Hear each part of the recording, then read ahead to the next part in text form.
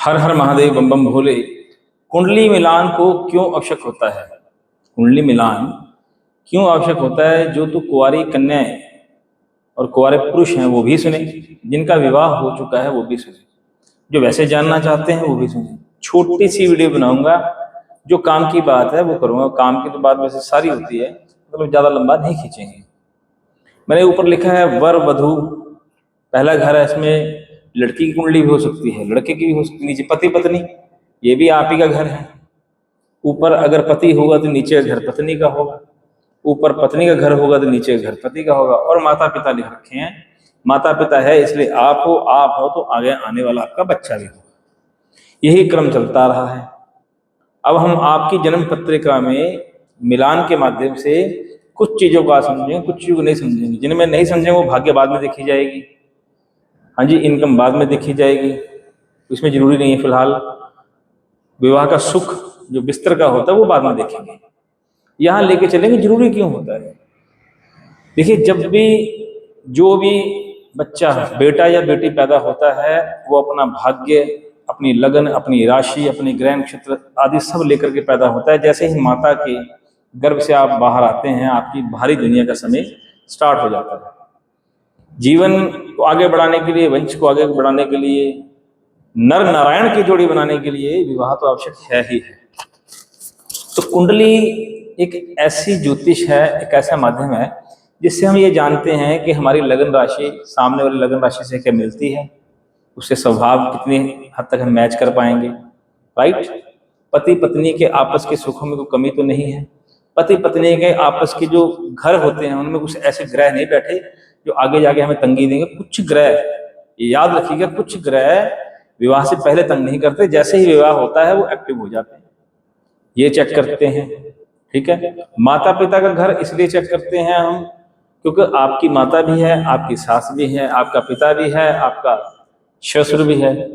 तो इसलिए केंद्र के चारों घर इकट्ठे होते हैं, माता पिता पुत्र या पुत्री। बात करने बाद में फिर वो परिवार होगा, भाई बहन होंगे, बैंक बैलेंस होगा, लव अफेयर होगा, हाँ जी, और जीवन में जो भी दिक्कतें परेशानियां होंगी वो सब अलग चीज है ना। कब मरोगे, कैसा भाग्य लेके पैदा हुए, क्या काम करोगे, कैसा कमाओगे, कैसा खाओगे, कैसा नहाओगे, विदेश जाओगे नहीं जाओगे, वो अलग चीजें हैं। कुंडली मिलान में यही दो चार बातें करेंगे, ज्यादा नहीं, विषय बहुत बड़ा है।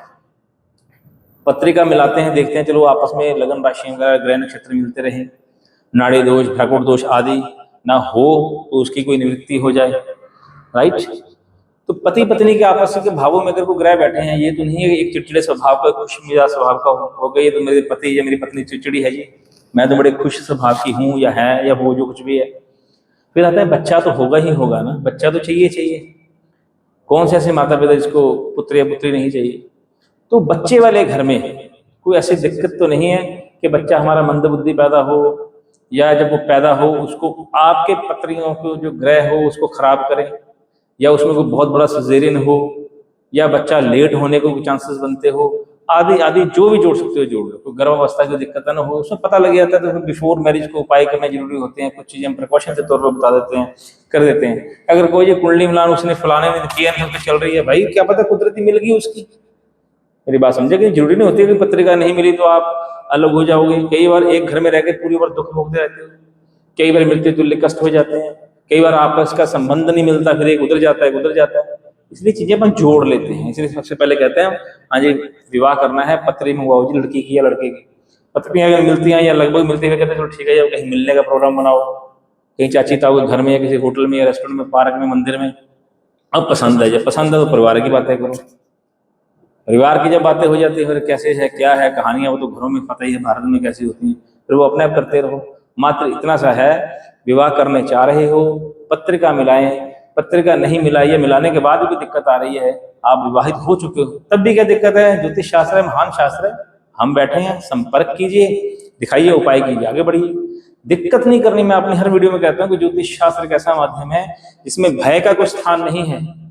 आशा ही आशा है, आस्था ही आस्था है, फल ही फल है, हल ही हल है, भविष्य ही भविष्य है। बहुत बहुत धन्यवाद। अगर आपका भी कोई प्रश्न हो कमेंट भी कीजिएगा, मेरा नंबर है उस पर भी भेजिएगा। बहुत बहुत धन्यवाद। हर हर महादेव।